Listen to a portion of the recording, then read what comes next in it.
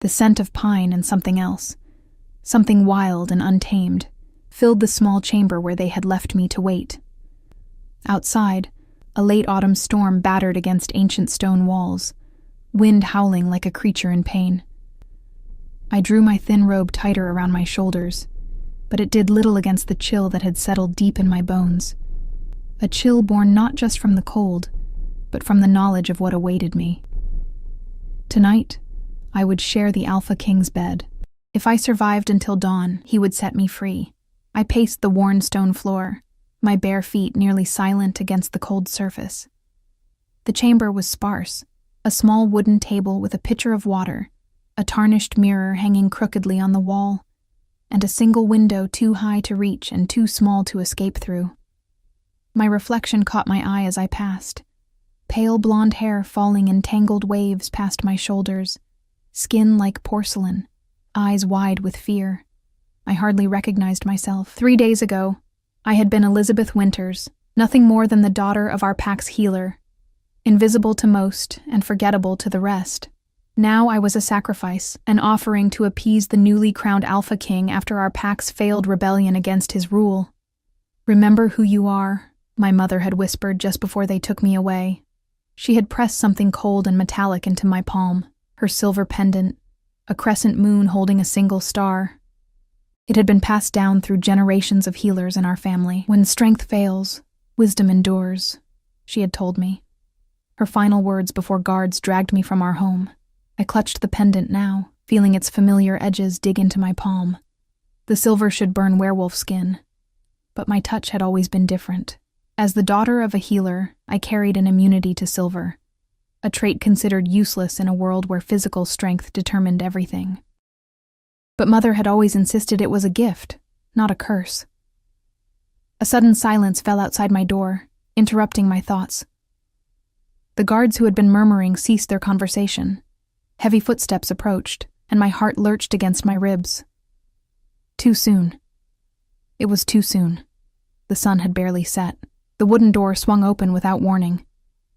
Instead of guards, a woman entered, tall and severe with dark hair pulled into a tight knot at the nape of her neck. The beta's mate, I realized, recognizing her from the stories whispered among our pack. "It's time," she said, her voice betraying no emotion. "The Alpha King doesn't like to be kept waiting." My throat constricted. I was told it would be at midnight. She assessed me with cold eyes. "Plans change. Follow me." No choice. I never had a choice. I followed her out into the stone corridor, dimly lit by torches that cast long, grotesque shadows against the walls. My legs felt weak beneath me, each step a conscious effort. Guards flanked us as we walked, their expressions impassive but their eyes curious. Everyone wanted to see the human sacrifice, the weak healer's daughter who would likely not survive the night. We climbed a winding staircase that seemed to go on forever, spiraling upward through the heart of the fortress. I had heard stories of this place since childhood. The Northern Fortress, home to the Alpha King's line for centuries. It was said to be impenetrable, built into the side of a mountain and protected by ancient magic as well as brute strength. No one entered without permission, few left alive. As we ascended, the corridor grew wider, the stone smoother. Tapestries depicting great battles and hunts adorned the walls. In each one, wolves tore apart their enemies, fangs bared in triumph, eyes gleaming with bloodlust. I averted my gaze, focusing instead on the floor beneath my feet. "Do you know why you're here?" the woman asked suddenly, breaking the silence. I kept my eyes down. "I'm the sacrifice. For the rebellion." She made a sound, something between a laugh and a scoff. "Is that what they told you? That it's about the rebellion?" Before I could ask what she meant, we reached the top of the staircase. A massive wooden door loomed before us, carved with intricate designs of wolves running beneath a full moon. 2 guards stood at attention, their postures stiffening as we approached. "The girl," the woman announced. "For the Alpha King." The guards exchanged a glance I couldn't interpret. One of them knocked on the door, 3 sharp raps that echoed in the quiet corridor. "Enter," came a voice from within, deep and commanding, vibrating with power. My heart stuttered. The guards pushed open the doors, revealing a vast chamber beyond. The woman nudged me forward. "Remember," she whispered, her lips barely moving. "Dawn comes eventually." Then I was alone, the doors closing behind me with a heavy thud that felt like a death sentence. The Alpha King's chambers were nothing like I had imagined. Instead of the ostentatious display of wealth I expected, the room was almost austere. A massive fireplace dominated one wall, flames casting dancing shadows across stone floors covered with thick furs. Bookshelves lined another wall, filled with leather-bound volumes. The bed I was meant to share, stood imposing against the far wall, draped in dark furs and linens. But it was empty. The room appeared vacant save for the crackling fire. I stood frozen by the door, clutching my mother's pendant so tightly that its edges bit into my palm. The scent was stronger here, that wild, untamed smell of forest and night and something dangerous. "Do you plan to stand there all night?" The voice came from behind me. I whirled around, nearly losing my balance. He stood in the shadows near a balcony I hadn't noticed before, his silhouette outlined by moonlight. Tall, taller than any man in my pack, broad-shouldered and utterly still in that predatory way only alphas could manage. The Alpha King. Alaric Blackwood's successor, the wolf who had slaughtered half our pack for daring to challenge his claim to the throne. "No, My voice failed me as he stepped from the shadows. I had expected a monster, a battle-scarred warrior with cruelty etched into every feature. What I hadn't expected was this man who couldn't be more than 30, with features that might have been carved from marble, high cheekbones, a strong jaw darkened with stubble, and eyes that shifted between gray and silver in the firelight. His dark hair fell in waves to his shoulders, and a thin scar ran from his right temple to his jawline, the only imperfection on an otherwise flawless face. "You're afraid," he said. Not a question, but an observation. He moved toward me with fluid grace, each step deliberate, measured. I forced myself to hold my ground, though every instinct screamed at me to retreat. "Wouldn't you be?" I managed to say, surprised by the steadiness in my voice. Something flickered across his face. Surprise, perhaps, that I had dared to speak. He circled me slowly, like a predator assessing its prey. "You're the healer's daughter," he said. "Elizabeth." Hearing my name on his lips sent an involuntary shiver down my spine. "Yes." He stopped in front of me, close enough that I could feel the heat radiating from his body. "Do you know why you're here, Elizabeth?" The beta's mate had asked the same question. I sensed there was more to this than I understood. "I'm a sacrifice," I said. "Payment for my pack's rebellion." His eyes narrowed slightly. "Is that what they told you?" He reached out, and I flinched as his fingers brushed a strand of pale hair from my face. "Your alpha sent 20 women as potential mates. I rejected them all. Then he sent you, not as a mate, but as a sacrifice. Does that not seem strange to you?" Confusion swept through me. Our alpha, Gregory Caldwell, had told me I was chosen because I was expendable, a healer's daughter with no fighting skills, no status. But the way the Alpha King spoke... "I don't understand," I whispered. He turned away, moving toward the fireplace. "Your alpha feared me choosing his daughter, or one of his prized female warriors, so he sent the weak ones first, knowing I would reject them. Then he sent you, hoping I would kill you, and his debt would be paid without losing anyone valuable." Each word was a blow. I had known I was considered worthless among my pack, the strange girl who could touch silver, who preferred books to fighting, but to hear it confirmed so bluntly. "Then kill me and be done with it," I said, sudden anger replacing fear, "if that's what everyone expects." He turned back to me, something like interest flickering in his silver eyes. "And if I don't want to kill you, then what do you want?" A dangerous smile curved his lips. "To understand why your alpha is so eager to be rid of you, to discover what secrets you hold that frighten him so much he would rather send you to die than keep you close." My breath caught. "I hold no secrets. I'm nothing. No one is nothing, little healer." He stepped closer again. "Tonight, you will sleep in my bed, as promised, but not for the reasons your pack believes." He reached out again. this time his fingers brushing against the pendant I still clutched in my hand. Surprise registered on his face. Silver? You can touch silver? I instinctively pulled back, tucking the pendant into my robe. A birth defect, nothing more. His eyes locked with mine, intense and searching. A rare gift, not a defect. One I haven't seen in over a century. He paused, studying me with new interest. The bed is yours for tonight. I have matters to attend to. We will speak again at dawn, if you're still here. He moved toward the door, then stopped. You're not a prisoner, Elizabeth. The door will remain unlocked. You can leave at any time. His eyes held mine. But if you stay until dawn, I will tell you truths your alpha has kept from you your entire life. The choice is yours. Then he was gone, leaving me alone in the chamber of the most feared werewolf in the Northern Territories, with an unlocked door and a mind full of questions that suddenly seemed more terrifying than the prospect of death. I sank onto the edge of the massive bed, my legs no longer able to support me. Outside, the storm continued to rage, but inside my mind, an even greater tempest was brewing. Stay until dawn, learn the truth, or flee now and return to a pack that had willingly sacrificed me. What truths could possibly be worth the risk of remaining in the Alpha King's lair? As if in answer, my mother's pendant seemed to grow warm against my skin, and her words echoed in my mind. When strength fails, wisdom endures. I had until dawn to decide if wisdom meant staying to face the unknown, or running from truths I might not be ready to hear. Sleep eluded me as the night deepened. I paced the Alpha King's chambers, examining the books on his shelves, ancient tomes on pack history, warfare, and surprisingly, healing arts. My fingers traced their spines, wondering what secrets they contained. Several times I approached the unlocked door, hand hovering over the latch, only to retreat again. The storm outside intensified. Rain lashed against the windows, and lightning periodically illuminated the room in harsh white flashes, followed by thunder that shook the stone walls.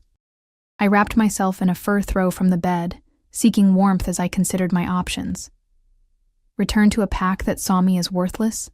Stay and face whatever truths the Alpha King claimed to possess? Neither choice offered comfort. I moved to the balcony door, cracking it open to feel the wild air.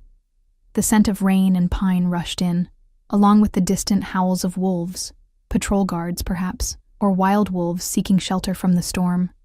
The fortress clung to the mountainside, and from this height, I could see dark forests stretching endlessly below, occasionally illuminated by lightning. Freedom lay somewhere in that darkness, yet it seemed as unreachable as the stars hidden behind storm clouds. A sound at the chamber door made me turn sharply.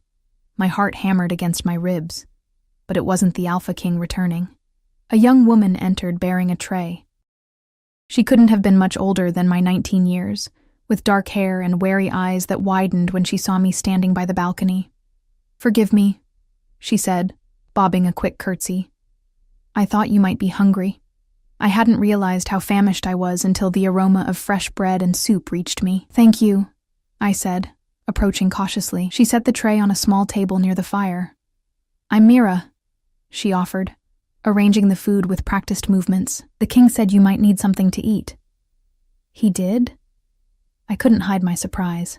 Mira nodded, her eyes darting to mine, then away again. "He said you've had a difficult journey." I almost laughed at the understatement. That's one way to describe being dragged from your home as a sacrifice. Her hands stilled. "Is that what they told you? That you're a sacrifice?" Again, that same question. "What else would I be?"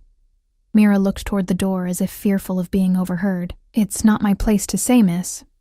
But she hesitated, then reached into her pocket, withdrawing a small cloth bundle. "The old healer asked me to give you this, said you might need it." I unwrapped the bundle with trembling fingers to find a small vial of amber liquid. "The old healer? You mean Alara?"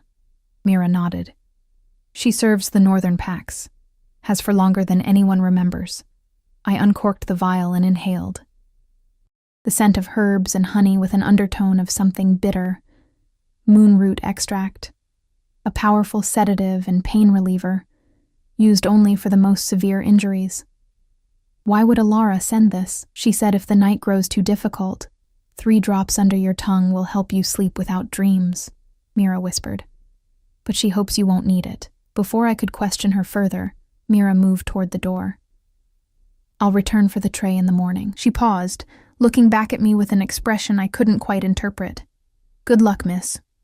Then she was gone, leaving me with a meal, a mysterious potion, and even more questions than before. I ate slowly, savoring the rich soup and warm bread, perhaps my last decent meal depending on what dawn would bring.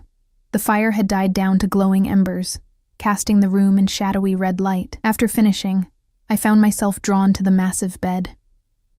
Despite my fear, exhaustion was taking its toll. I sat on the edge, running my hands over the soft furs.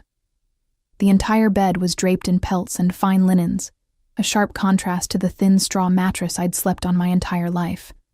I slipped beneath the covers, still wrapped in my robe, my mother's pendant clutched in one hand and Alara's vial tucked safely in a pocket. As I lay there, staring at the stone ceiling, memories washed over me, fragments of childhood that suddenly seemed significant in ways I hadn't understood before. My mother teaching me to identify herbs by scent alone, blindfolded in our small garden. Your senses are sharper than you know, Elizabeth. Trust them. The village children avoiding me after I'd healed a wounded fox they'd been tormenting. Which child, they'd whispered behind my back, talks to animals? Alpha Gregory's strange interest in my training, insisting I focus on brewing remedies, rather than the deeper healing arts my mother wished to teach me. The girl has her place, he'd told my mother. Don't fill her head with ideas above her station. And most puzzling, the day my mother had caught me touching her silver instruments without harm. Instead of the amazement I'd expected, terror had flashed across her face. That night, I'd overheard her arguing with my father. They'll find out eventually. We can't protect her forever. What had they been protecting me from? The bed was surprisingly comfortable, enveloping me in warmth that fought against the chill of fear. Despite my determination to remain alert, my eyes grew heavy. Just for a moment, I told myself as I drifted toward sleep. Just a moment's rest. I awoke with a gasp, disoriented in the unfamiliar darkness. The fire had died completely, leaving the room black as pitch. Something had woken me, a sound or a presence. I lay perfectly still, straining my senses. Bad dreams? The voice came from the direction of the balcony. I jerked upright, clutching the furs to my chest. "Who's there?" I demanded, though I already knew. The Alpha King stepped into a shaft of moonlight that now streamed through a break in the storm clouds. He had changed from his formal attire into simpler clothes, a black shirt open at the throat and dark trousers. He looked almost normal, if not for the predatory grace with which he moved, and those silver eyes that seemed to glow in the darkness. "You spoke in your sleep," he said, moving to rekindle the fire. "Names. Your mother's, I presume. And others." I swallowed hard. "Why are you watching me sleep?" Flames sprang to life under his careful attention, illuminating his profile. "These are my chambers, little healer. Where else would I be? You said you had matters to attend to. And now they're attended to." He straightened, turning to face me fully. "You stayed." It wasn't a question, but I answered anyway. I had nowhere else to go. A practical decision. He moved to a cabinet near the bookshelves and withdrew 2 glasses and a decanter of amber liquid. Or perhaps curiosity is stronger than fear. I remained silent, watching as he poured the drinks. When he approached, offering one to me, I hesitated. "It's not poisoned," he said with a hint of amusement. "If I wanted you dead, there are far more efficient methods." Reluctantly, I accepted the glass, though I had no intention of drinking from it. "You said you would tell me truths at dawn. It's not dawn yet." He sat on the edge of the bed, far enough away that I didn't feel immediately threatened, but close enough that I could detect his scent. Pine and smoke, and something wild. "The storm has broken. Dawn isn't far off." He studied me over the rim of his glass. "But first, I have questions of my own." I tensed. "What questions?" "Tell me about your mother." Of all the things he might have asked, this surprised me most. "She's a healer, like her mother before her. And what else?" I frowned. "What do you mean, what else?" He leaned slightly closer. "What else is she, Elizabeth? What gifts does she possess beyond healing?" My throat went dry. I don't know what you mean. I think you do. His eyes dropped to where my pendant rested against my collarbone. The immunity to silver, the connection to animals I've heard whispered about, your unusually acute senses.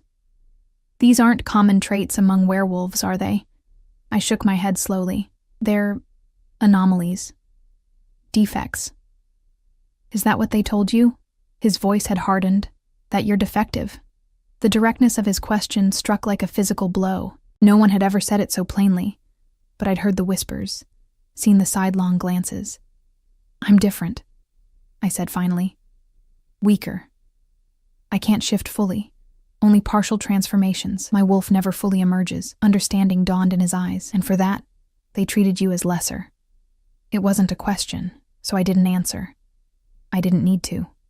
Has it occurred to you, he said carefully, that you might not be a werewolf at all? I stared at him. What else would I be? He set his glass aside, his expression intense. There are other beings in this world, Elizabeth. Rarer beings, with gifts that werewolves both covet and fear. My heart began to race. What are you saying? I believe you're a Lumina, a descendant of an ancient lineage that predates even the first werewolves. Healers who could touch silver without harm. Who could speak to animals and plants. Who could see into the heart of things. He paused, watching my reaction closely. A lineage thought to be extinct, hunted to near obliteration generations ago. I shook my head, unable to process his words. That's impossible. I would know if I were something else. Would you? If everyone around you conspired to keep the truth hidden.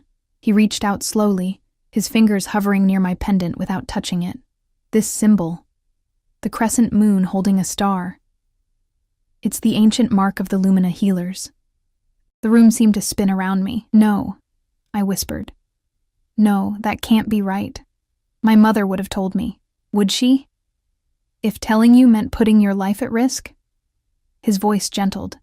The Lumina were hunted because of their gifts, particularly their ability to neutralize a werewolf's power temporarily. In the wrong hands, such abilities could topple even the strongest alphas. Memories flashed through my mind. The strange tea my mother brewed when Alpha Gregory visited, how he always seemed less imposing afterward.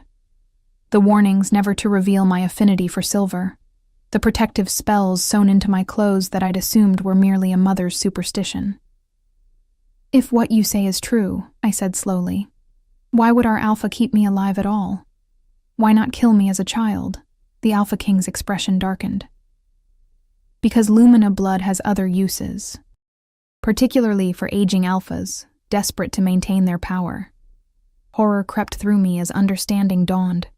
You mean, consuming the blood of a Lumina can extend an alpha's prime years, strengthening their hold on power.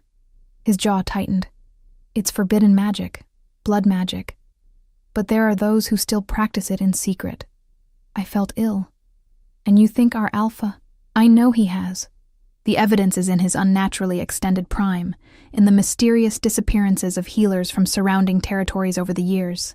His eyes met mine, fierce and direct, and in his desperation to send you to me as a sacrifice, rather than risk keeping you in his territory any longer. Why would he risk losing me if my blood was valuable to him? Because you're coming into your full power. Soon you'd be strong enough to recognize what he was doing, and perhaps strong enough to stop him. He leaned closer. Tell me, Elizabeth, have you noticed changes recently? Increased sensitivity to others' emotions? Dreams that later came true? Plants responding to your touch in unusual ways? My breath caught. All of those things had been happening over the past year, changes I'd attributed to simply growing older, maturing. I'd hidden them, fearing they would make me seem even stranger to my packmates. Why are you telling me this? I asked, my voice barely audible. What do you want from me? For the first time, uncertainty crossed his features. I made a promise long ago to protect the last of the Lumina. I failed to save your grandmother. I will not fail you. My grandmother? The room seemed to tilt.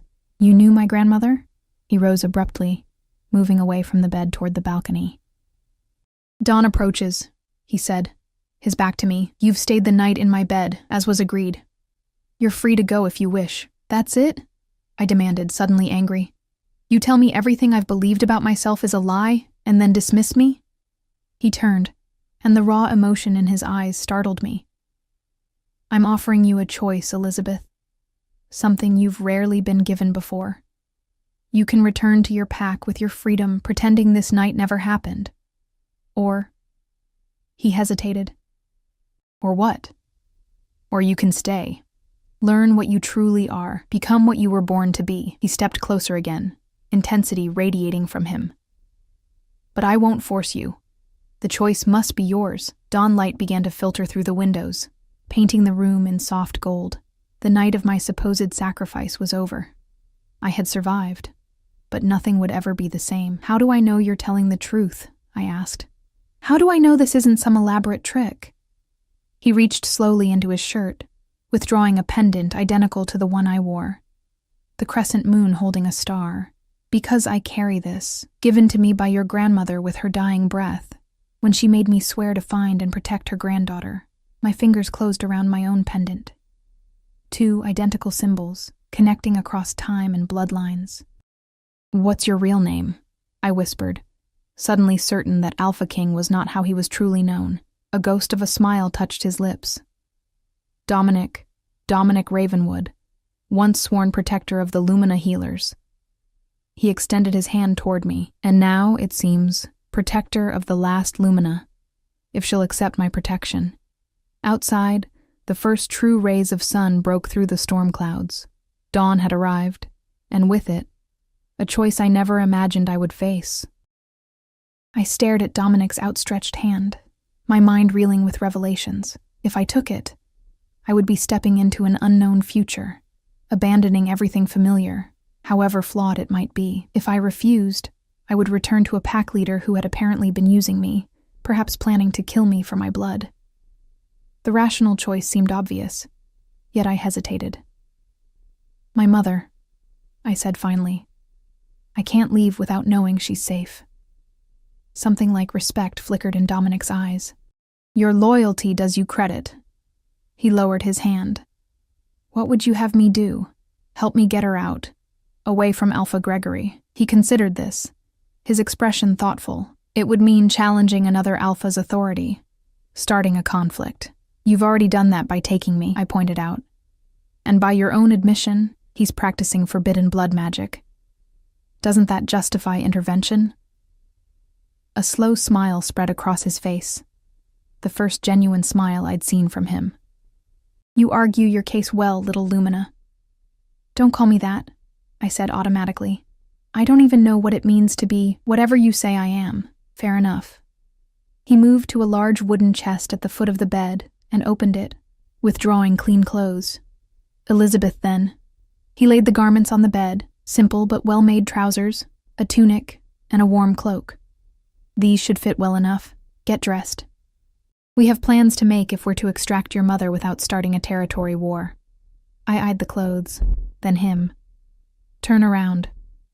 That smile again, brief but transforming his severe features. Of course. He turned his back, facing the balcony. I changed quickly, discarding my thin robe for the sturdy clothing. The fabric was softer than anything I'd worn before, the cloak lined with fur that warmed me instantly. I'm decent, I announced when finished. He turned, his gaze assessing. Good. Now we... A sharp knock interrupted him. Dominic's expression instantly hardened as he moved to position himself between me and the door. Enter, he commanded. The door opened to reveal a tall man with sharp features and watchful eyes. A born warrior, every movement controlled and precise. My king, he said, bowing slightly. Forgive the intrusion, but we have visitors. Dominic tensed. What visitors? Alpha Gregory Caldwell and a delegation from the Eastern Pack. They're demanding the return of their property. His eyes flicked briefly to me. They're at the gates. Ice flooded my veins. They had come for me, sooner than I would have expected. Had they assumed I would not survive the night? How many? Dominic asked, his voice deceptively calm. 20 warriors, plus the alpha and his beta. A large party for a simple retrieval, Dominic observed. Almost as if they expected resistance, he turned to me. It seems your former alpha is eager to reclaim you. Terror gripped me. He knows, I whispered. He knows you've told me the truth. Dominic's jaw tightened, or he fears I've discovered it myself. He addressed the warrior again. Nathaniel, have them escorted to the Great Hall. Offer refreshments, but no promises. I'll meet with them shortly. Nathaniel bowed again and departed, closing the door behind him. Dominic moved to a weapons rack I hadn't noticed before, partially hidden in an alcove. He selected a gleaming dagger and offered it to me, hilt first. Can you use this if necessary? I took it hesitantly. I'm a healer, not a fighter. Sometimes healing requires cutting away what's diseased, he said grimly.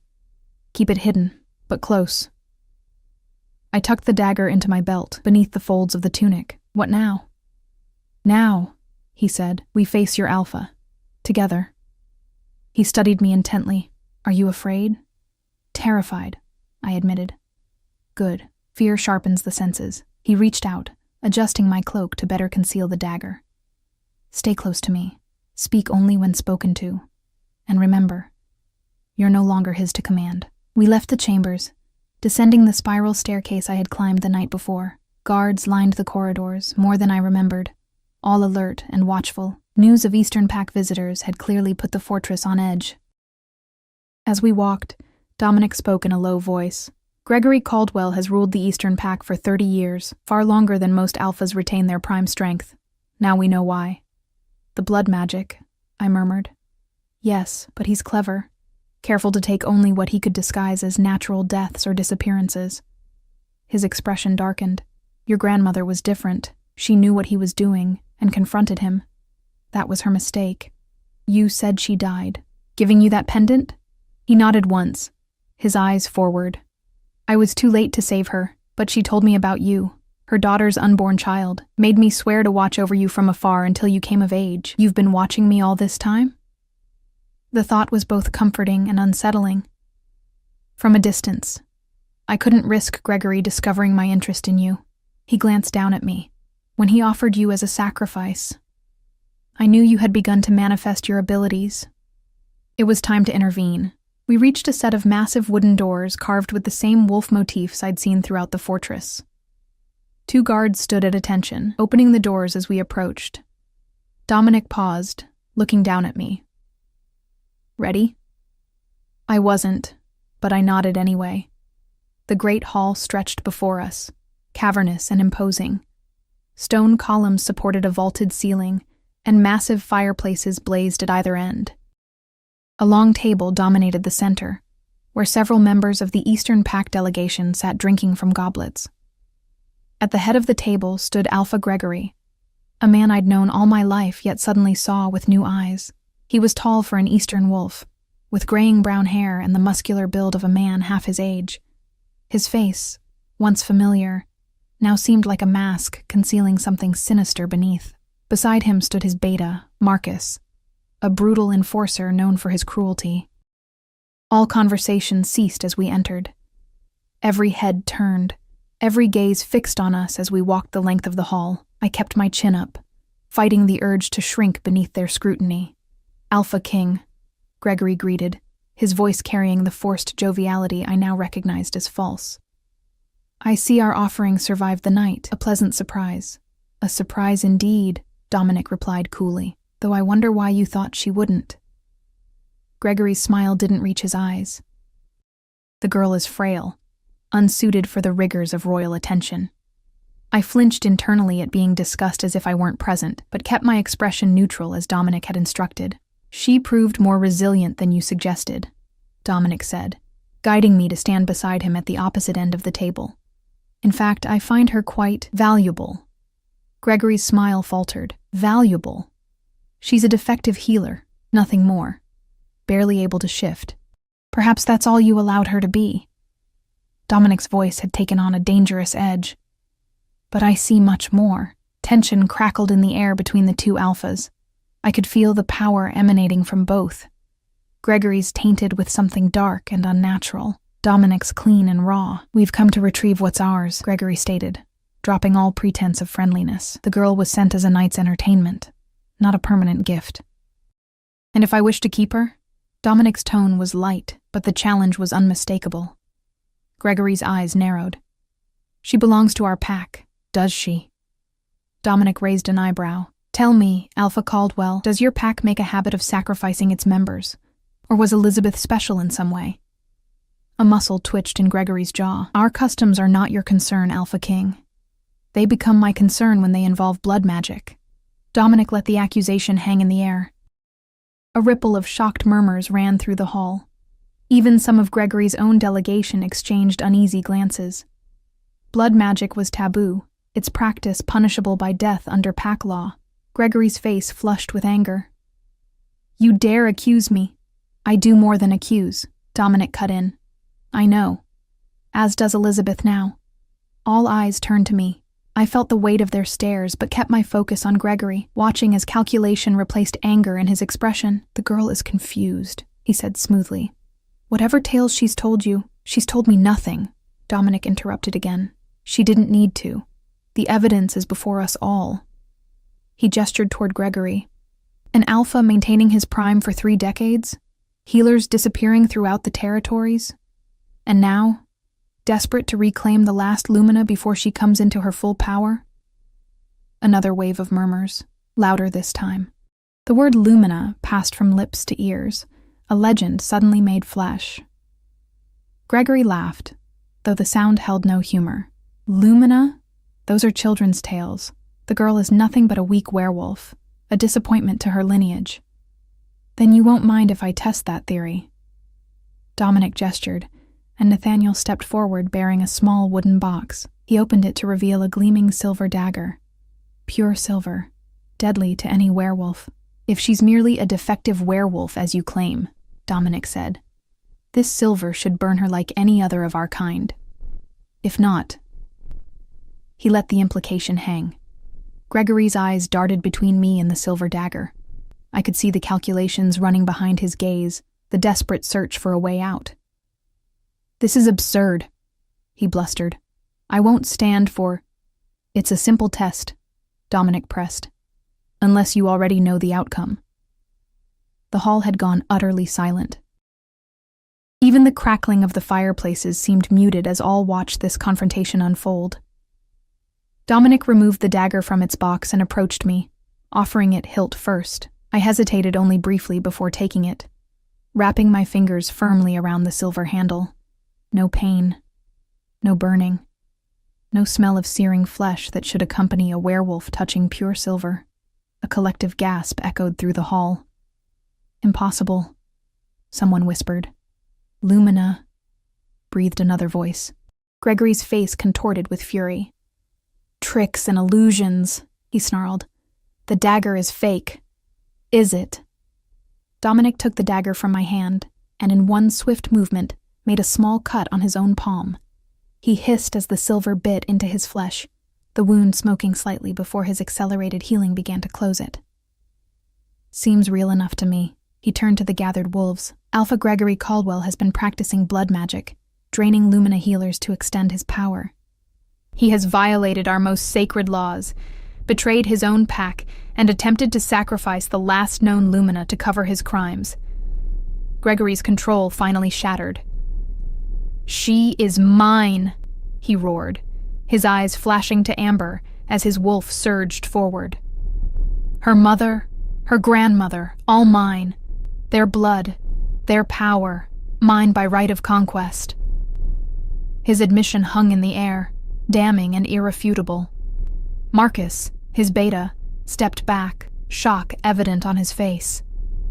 Others from the Eastern delegation rose from their seats, distancing themselves from their alpha as his madness became apparent.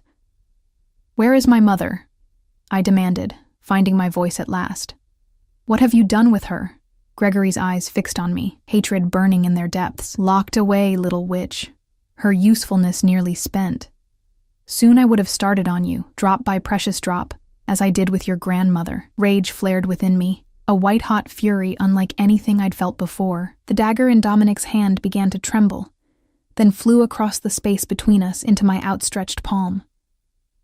Gasps erupted around the room as I pointed it at Gregory. "You will never touch another healer again," I said, my voice strangely calm, despite the tempest raging inside me. Gregory laughed, the sound edged with madness. "You think a knife will stop me? I've consumed the blood of Lumina for decades. Their power flows through my veins." He lunged forward with supernatural speed, claws extended toward my throat. Several things happened at once. Dominic moved to intercept him. Guards rushed forward, and I raised my hand instinctively. A pulse of energy exploded from my palm, invisible but powerful. It struck Gregory mid-leap, freezing him in place. His body hung suspended, eyes wide with shock and fury. "Impossible," he choked out. "You're untrained, powerless." "Apparently not," I replied, surprising myself with my steadiness. I approached him slowly, the dagger still clutched in my other hand. The effort of holding him immobile made my limbs tremble, but some instinct guided me, drawing on abilities I never knew I possessed. When I stood before him, I leaned close enough to whisper in his ear, "Tell me where my mother is being held." Hatred blazed in his eyes, but something else too, fear. "Northern dungeon, 3rd cell." I stepped back, looking to Dominic. "Send your men, now." Without hesitation, he dispatched Nathaniel and several guards. Then he addressed the Eastern Pact delegation. "You have witnessed your Alpha's confession and crimes. By Pact law, his authority is forfeit. Choose a new leader or face dissolution." Marcus stepped forward hesitantly. "And the girl? What becomes of her?" "Elizabeth remains under my protection," Dominic stated firmly. "As does her mother, when we retrieve her." "And him?" I asked, nodding toward Gregory, still suspended by whatever power flowed through me. Dominic's expression hardened. "Justice demands his execution." "No." The word escaped me before I'd fully formed the thought. All eyes turned to me in surprise, including Dominic's. "No?" he questioned. "After what he's done, the lives he's taken, including your grandmother's?" I studied Gregory's contorted face, the rage, the madness, the corrupted power. Death would be too quick, too merciful. I turned to Dominic. "You said Lumina can neutralize a werewolf's power, permanently." Understanding dawned in his eyes. "With the right ritual, yes. Then that's his punishment," I declared. "Strip him of his wolf. Let him live as the weakest creature he despises most, a human. Let him age naturally, powerless, watching as everything he stole through blood and murder drains away." Silence filled the hall, then murmurs of approval. Even Marcus nodded, the justice of it evident. "It will be as you say," Dominic agreed. "The punishment fits the crime." My strength was fading, the effort of holding Gregory immobile draining me rapidly. Dominic must have noticed, for he stepped forward, placing his hand on my shoulder. "Enough," he said gently. "You've proven your point. Let our guards secure him now." I released the power with a gasp, staggering slightly as Gregory collapsed to the floor. Guards swarmed him immediately, binding him with silver chains that made him howl in pain. As they dragged him away, he fixed me with a final venomous glare. "This isn't over, witch child. Blood calls to blood, power to power. You'll never be free."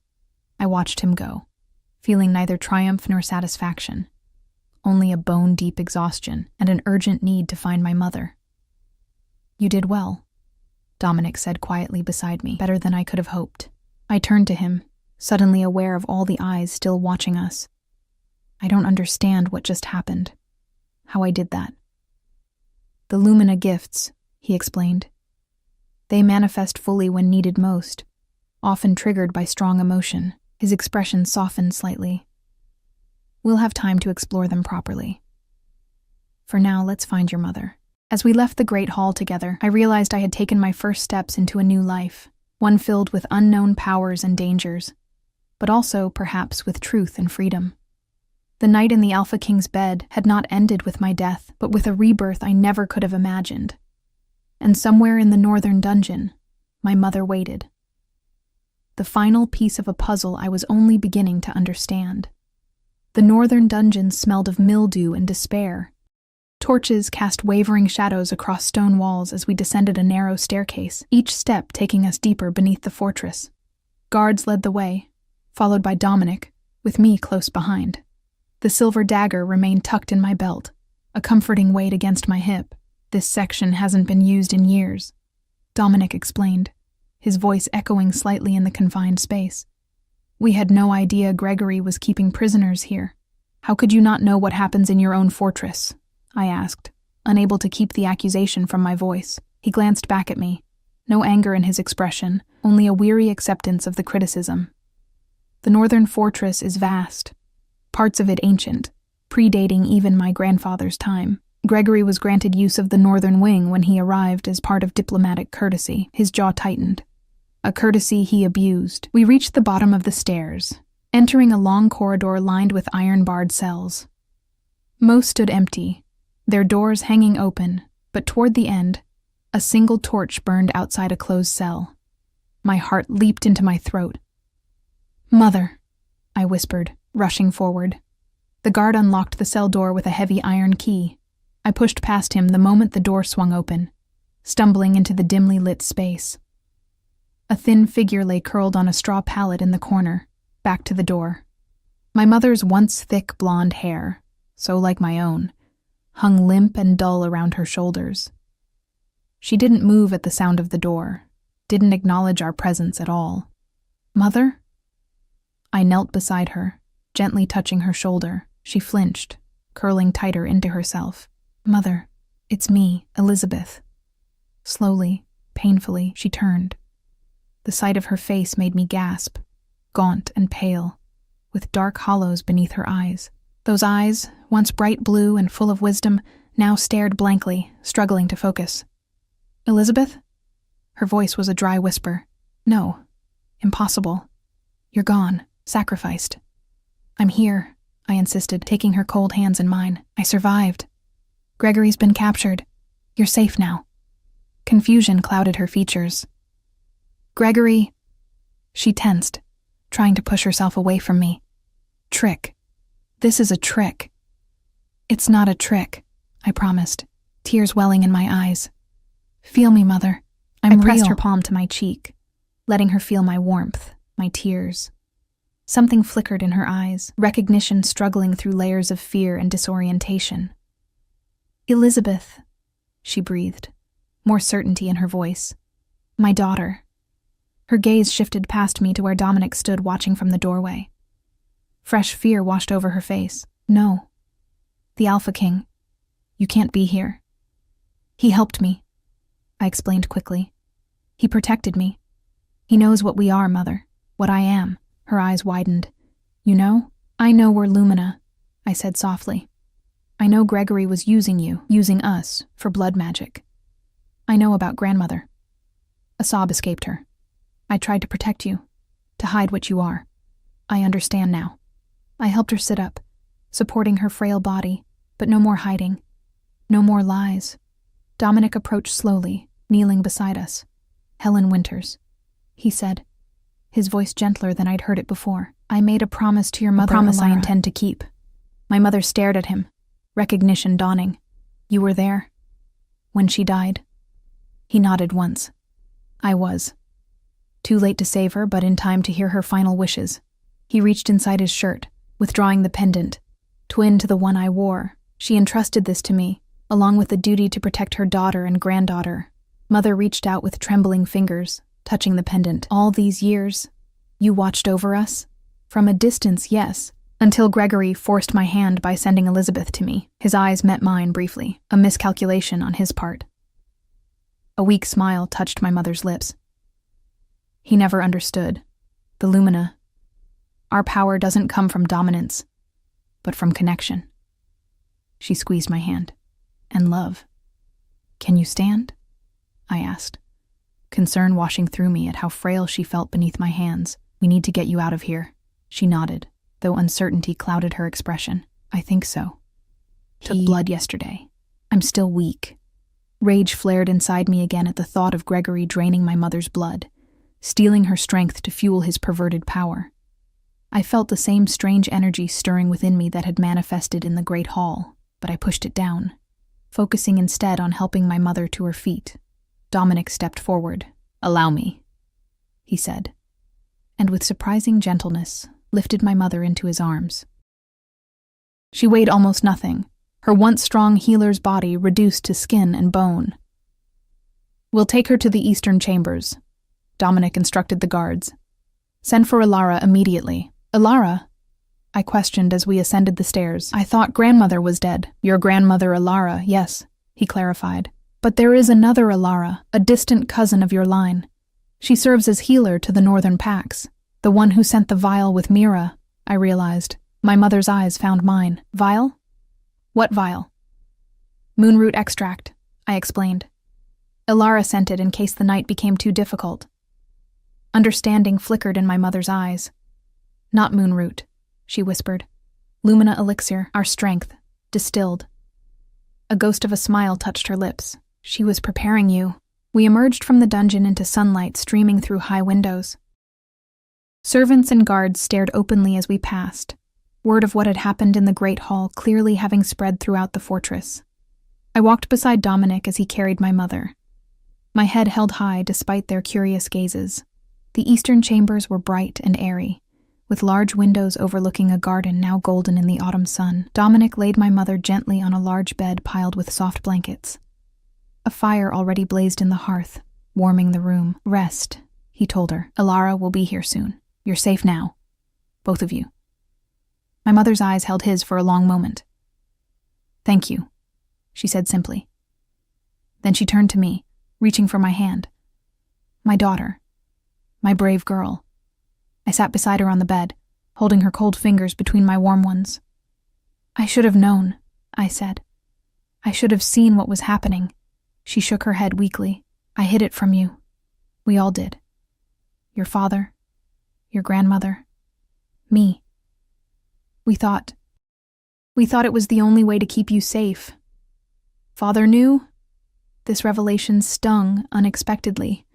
My father had always been distant, uncomfortable around me. I'd attributed it to disappointment in my weakness as a werewolf. "He knew," she confirmed. "It wasn't easy for him, a werewolf mated to a Lumina, raising a daughter who would never truly belong to his world. But he loved us, in his way." Her eyes clouded. "Until Gregory's influence poisoned him against us. Where is he now?" I hadn't seen my father among the Eastern Pact delegation. Pain crossed her face. "Gone. He tried to stop Gregory from taking me, paid with his life. Another loss, another betrayal." I closed my eyes, absorbing this new grief. "I'm sorry," Dominic said from where he stood by the window. "We found a body when we secured the northern wing. I didn't realize—" "He made his choice in the end," my mother said softly, remembered what truly mattered. A knock at the door interrupted us. A young woman entered, tall and slender with silver-streaked black hair and keen eyes that missed nothing.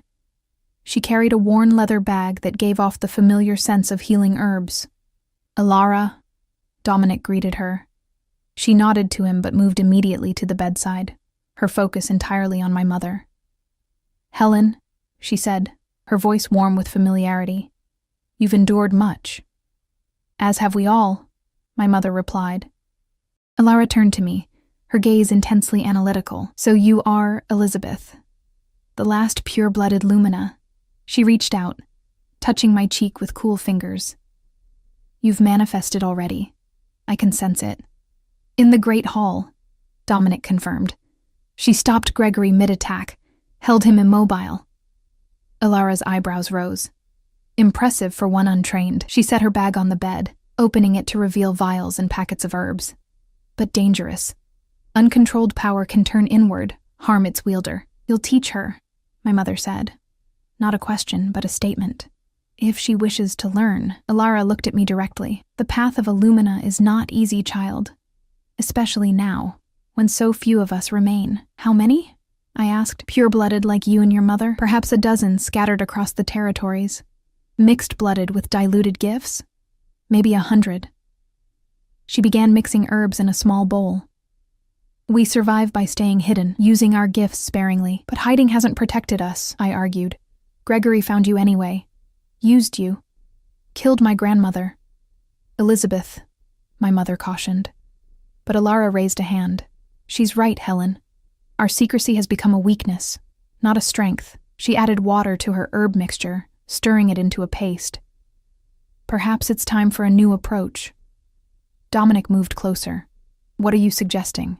Alara's eyes met his, then mine. Alliance instead of hiding, protection instead of secrecy. She spread the herbal paste on my mother's wrists, where puncture marks showed Gregory's bloodletting. The Lumina were once advisors to Alpha Kings, valued for our wisdom and healing. Perhaps it's time to reclaim that role. Under whose protection? My mother asked warily. We've seen how Alphas can abuse such arrangements. Mine, Dominic said firmly. As Alpha King, I offer the protection of the Northern Territory to all remaining Lumina. No exploitation, no blood magic, a true alliance. The room fell silent as we absorbed his offer.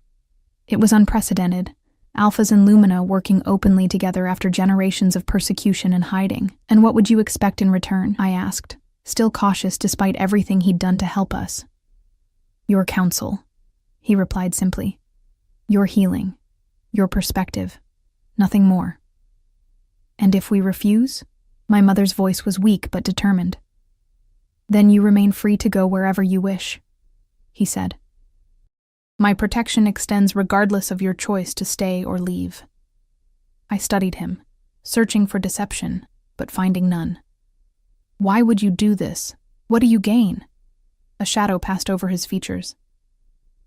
I watched your grandmother die because an alpha abused his power. I've seen territories torn apart by leaders drunk on their own strength, with no wisdom to temper it. He met my gaze directly. The old ways weren't just about power, Elizabeth. They were about balance. Alphas provided strength and protection. Lumina provided healing and wisdom. Together, they created something greater than either could alone. A romantic notion, Alara commented, though not unkindly. But can it work in these times? It must, Dominic said with quiet intensity. Or we're all doomed to repeat the same cycles of violence and power hunting that have plagued our kinds for generations. My mother's hand tightened around mine. It's your choice, Elizabeth, she said softly. You're the future of our line now. I looked between them. My mother, frail but resilient. Alara, practical and wise. And Dominic, the Alpha King who had spared my life and offered a new path forward. The weight of the decision pressed down on me. The future of the Lumina seemingly resting on my shoulders. I need time, I said finally. Time to understand what I am, what I can do. Of course, Dominic agreed. Take all the time you need. You're under no obligation. Alara finished tending to my mother and packed away her supplies. I'll return tomorrow, she promised. We'll begin your training then, if you wish. After she left, Dominic moved toward the door. You should rest, he said. Both of you. Guards will remain outside if you need anything. As he turned to leave, I called after him. Dominic. He paused, looking back. This was the first time I'd used his name rather than his title. Thank you, I said simply. For keeping your promise to my grandmother. Something softened in his expression. Get some rest, Elizabeth. Tomorrow brings new challenges. After he departed, I turned back to my mother, who watched me with knowing eyes. He's not what I expected, I admitted. The Alpha King? She smiled faintly. No, I imagine not. He could have used me as Gregory did, taken my blood. Instead, he offered protection. Not all Alphas are like Gregory, she murmured, her eyes growing heavy as Alara's healing paste took effect. Your grandmother used to say we must judge each soul by its actions, not its nature. As she drifted to sleep, I moved to the window, gazing out at the fortress grounds below. Wolves in human form went about their duties, training, carrying supplies, standing guard. Beyond them stretched forests and mountains, territories I'd never seen, a world I'd never been free to explore. For the first time in my life, I felt possibility opening before me. Not just survival, but living. Not just hiding, but becoming. Night had fallen by the time I left my mother's side, assured that she was sleeping peacefully. I found myself drawn back to Dominic's chambers, retracing the path I'd walked the previous night as a sacrificial offering. This time, I moved freely. No guards flanking me, no death sentence hanging over my head. I knocked on the massive wooden door, suddenly uncertain of my purpose in coming here. "Enter," came his voice from within. He stood by the fireplace, much as he had the night before, though this time he turned immediately at my entrance. Surprise registered briefly on his face. "Elizabeth, is everything all right? Your mother—" "She's resting," I assured him. "Sleeping peacefully." He nodded, relief evident in the slight relaxation of his shoulders. "Good, that's good." We stood in awkward silence for a moment, the vast chamber suddenly feeling too intimate. "I wanted to ask you something," I said finally. "Of course."